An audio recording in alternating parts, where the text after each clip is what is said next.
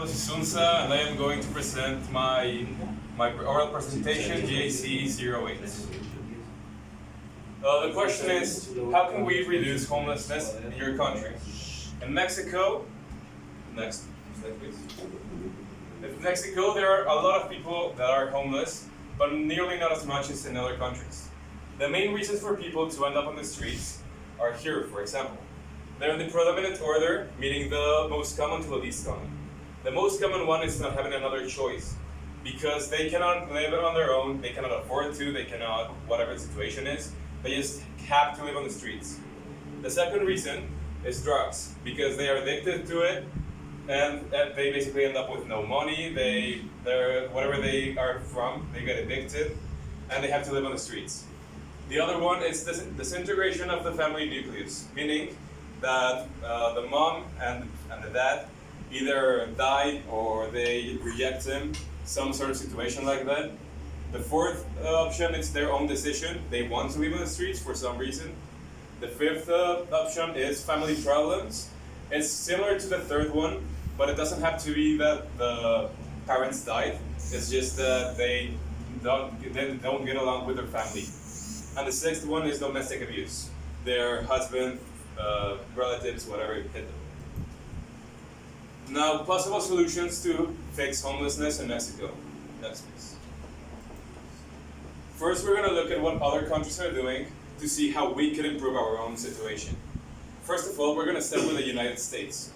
The United States is installing parking meters, like for example, when you park your car and you have to pay some money to live in there. But you can do that, and some portion of the money will go to help homeless people, which will, quote, generate supplementary funds for services to the homeless and channel money well-intentioned and generously donated. So when you pay your parking tickets or your parking meters, so you can just park whatever, you're also going to be helping homeless people around. Now, in Europe, we're going to look at FENSA, Federación Europea de Organizaciones Nacionales que trabajan con las personas sin hogar. So it's a European federation of national organizations which help homeless people.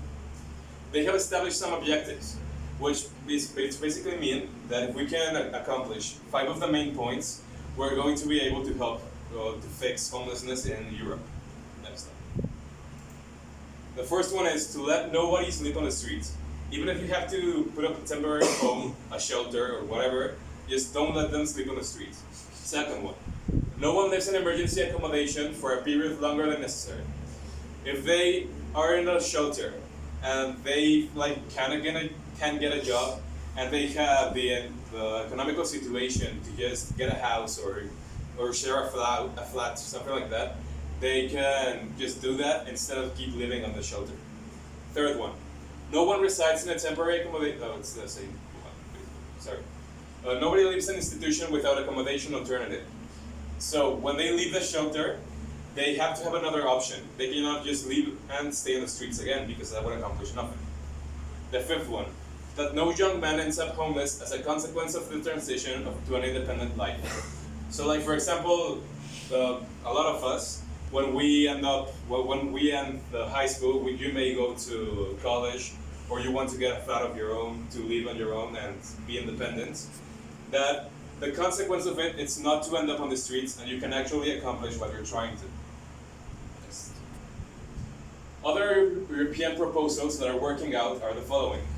Scotland has augmented local investment for the prevention of homelessness has progressively increased, which basically means that they have spent more money trying to help the problem, and they're just either by doing more shelters, they are just giving some sort of universal basic income or something of the sort. Ireland has a key to the door program, which is helping homeless people in Dublin, which is voluntaries. They can put up like a spare room and they help the homeless people around their neighborhood to spend the night there. So if they have nowhere else to stay and they have volunteers, they can stay there.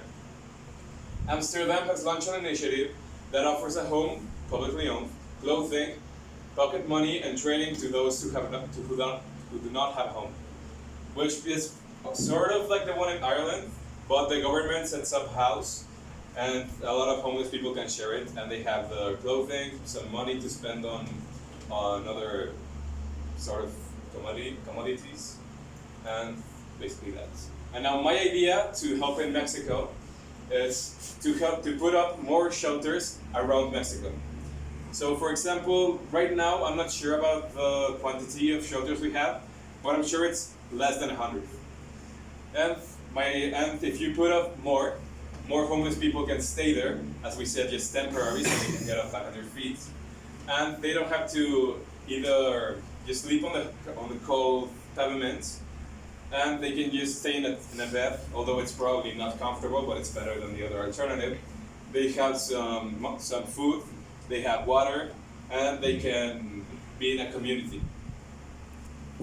Another idea of mine, which I didn't put, is we could put a little bit of the tax money into giving them, so they can have, even if it's just for food, because it's not going to be a lot of money, but it's better than having nothing. Now the conclusions. There are 6,754 homeless people in Mexico, at least in the study that I checked, which was in like 2015. There has been a 25% decrease in homeless people in Mexico in the past 10 years.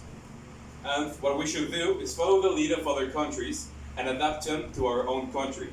Because if we just do them straight on, it's not going to be the same thing as what happens in Finland and Scotland and Ireland, that was happening here in Mexico.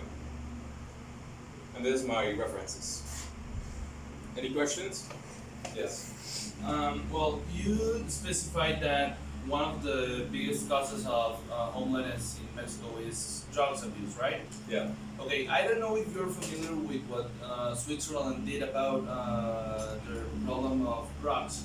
Actually, there are some really strong drugs in Switzerland which are totally legal, and the point of this is first avoiding crime, which happens in Mexico every day, and another point of this is stop regarding the drug addicts as bad people or looking bad at them in the social context that you may see a homeless and think that he's a drug addict and look back bad at him or even assaulting him. What they do in Switzerland is they take these people into shelters, as you mentioned, but these shelters are specific for drug addicts. What they do is that if they are not willing to quit on drugs, they can keep them there for a long time, providing them with some drugs that are of good quality because they pass through some processes and they have to be checked and as any other product. So, do you think this solution can be implemented in Mexico? Of course, it can be implemented. And I know that what they do is they give them each time less doses until they're eventually independent of them. But we will have to change the perception of the people here in Mexico. Because if we just help them get better, and if somebody just cares about their criminal record, even though if it's not a crime anymore, they're still going to think it's a bad person, or they're going to be wary of them. But of course it will help. May I have a follow-up? Yeah. Okay, so it's important that it's very important to change the how we look at these people because actually sometimes people are homeless because they committed some sort of crime, and that it's really important to understand that they may have committed, but sometimes they're not dangerous anymore. Sometimes it's a mistake or an accident, or they were on drugs. You mentioned as well another big problem about this the homelessness in Mexico, which is domestic violence.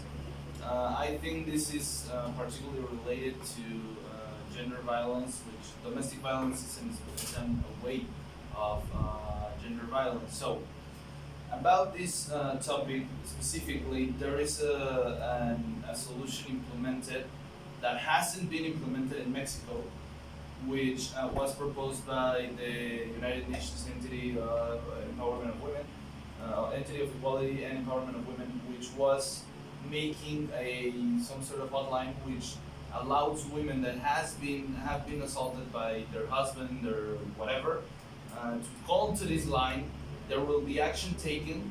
Like let's say there will be the cops will get to the home that has this problem, and they take the woman into they take her to a specific place where she is provided with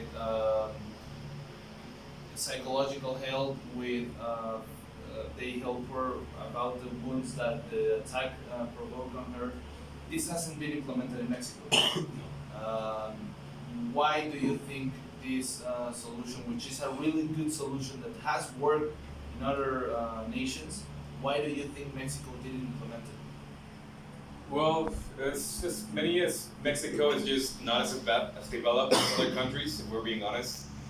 And there's a lot of good things happening around the world that we just either haven't noticed or don't care about.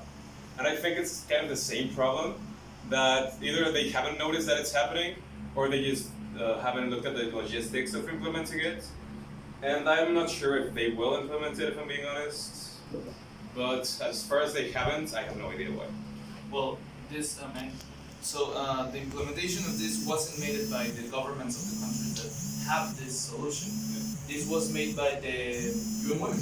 They were the ones who get into the countries, start helping, making the actual change on society. So, do you think Mexico don't want, regarding this specific problem, Mexico don't want other like NGOs or other nations to get involved in Mexico?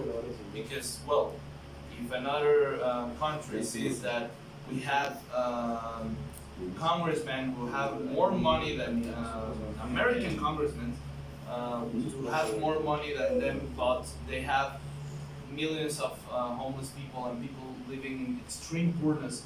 Do you think Mexico hasn't implemented all the solutions that the United Nations has been exhorting them to do since many years ago?